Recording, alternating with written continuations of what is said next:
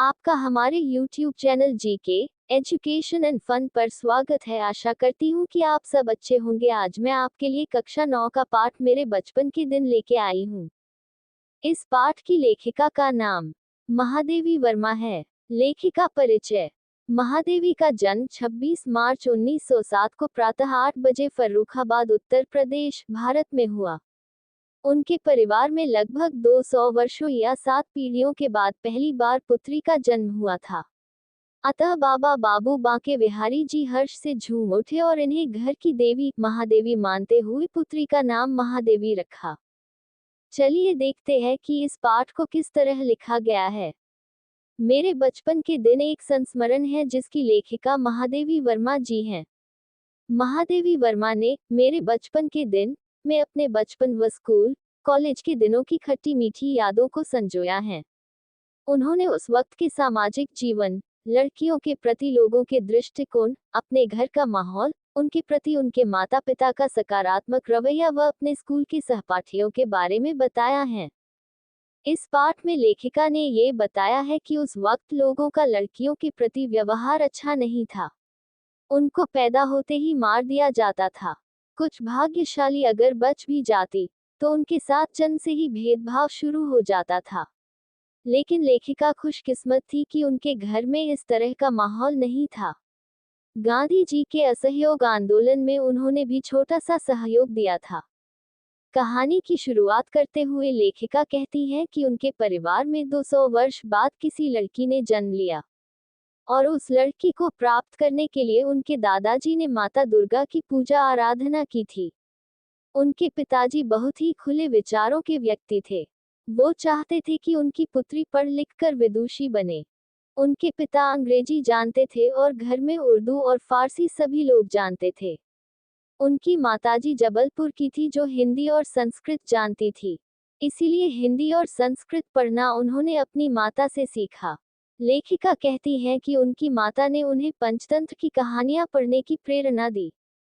पंचतंत्र की कहानियां नैतिक शिक्षा की प्रेरणा देती हैं। लेखिका की उर्दू, फारसी में बिल्कुल भी रुचि नहीं थी, इसलिए उन्होंने उर्दू, फारसी पढ़ने से मना कर दिया। उनकी माँ बहुत ही धार्मिक प्रवृत्ति की महिला थी। वह मीरा के पदों को बहुत सुंदर तरीके से गाती थी तथा गीता का पाठ भी करती थी। लेखिका ने अपनी माँ से बहुत कुछ सीखा। अब लेखिका को स्कूल भेजने का समय आ गया था। इनको मिशनरी स्कूल में भेजा गया। वहाँ का वातावरण बिल्कुल ही अलग था, इसीलिए वहाँ उनका मन बिल्कुल नहीं लगा और उन्होंने स्कूल जाना बंद कर दिया। फिर उनके पिता ने उन्हें क्रास्थवेट गर्ल्स कॉलेज में भेजा, जहाँ उन्हें सीधे 5वीं क्लास में प्रवेश मिला। यहाँ का माहौल लेखिका के घर के जैसा ही था। वहाँ पर एक मेस भी थी जहाँ बिना लहसुन प्याज का खाना मिलता था। यहाँ लेखिका का मन पढ़ाई में लगने लगा। वो छात्रावास में रहती थी, जहाँ एक कमरे पर 4 लड़कियां एक साथ रहती थी। छात्रावास में उनकी पहली सहेली सुभद्रा कुमारी चौहान बनी, जो उस समय 7वीं कक्षा में पढ़ती थी। छात्रावास में सब सुभद्रा कुमारी चौहान को कवयित्री के नाम से जानते थे। यहाँ लेखिका भी अब कविताएं लिखने लगी थी, लेकिन वह किसी को इस बारे में बताती नहीं थी। लेकिन एक दिन सुभद्रा कुमारी चौहान जी को इस बारे में पता चल गया। तब उन्होंने छात्रावास के सभी लोगों को इस बारे में जानकारी दी। इसके बाद उन दोनों की गहरी दोस्ती हो गई। अब दोनों मिल बैठकर कविताओं की तुकबंदी करती थी।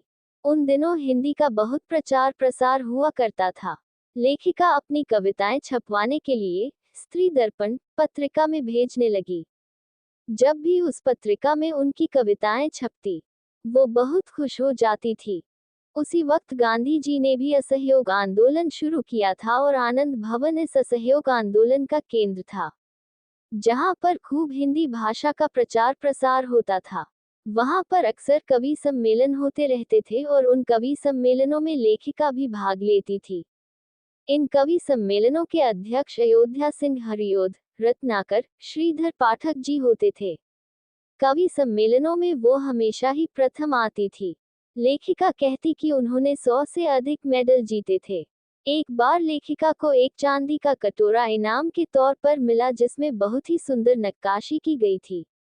उन्होंने उस कटोरे को जब सुभद्रा कुमारी चौहान को दिखाया तो उन्होंने खुश होकर लेखिका से उसी कटोरी में खीर खिलाने की फरमाइश कर दी। गांधी जी अक्सर आनंद भवन आया करते थे और उनके छात्रावास की लड़कियां भी एक आना दो आना बचाकर गांधी जी के असहयोग आंदोलन कोष में दान देती थी। जब लेखिका ने गांधी जी को वह चांदी का कटोरा दिखाया तो गांधी जी ने उनसे वो कटोरा मांग लिया।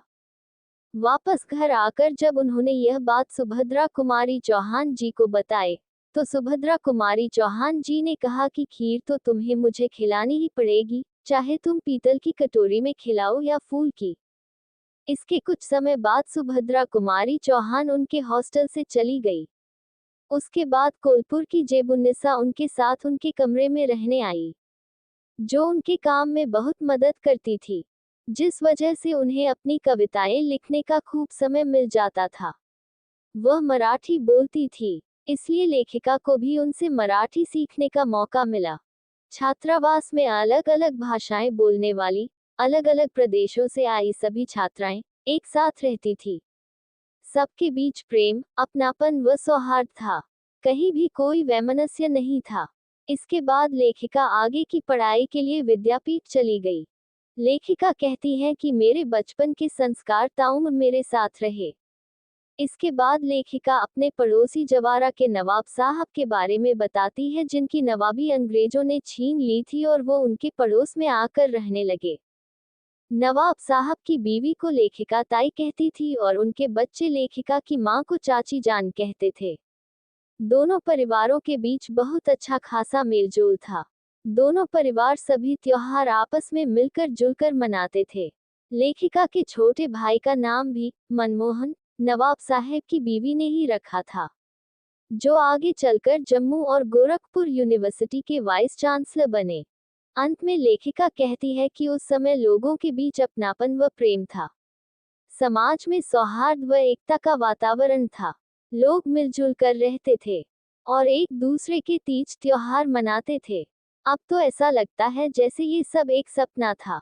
लेखिका कहती है कि काश अगर आज भी वही माहौल होता तो आज भारत की कहानी कुछ और ही होती।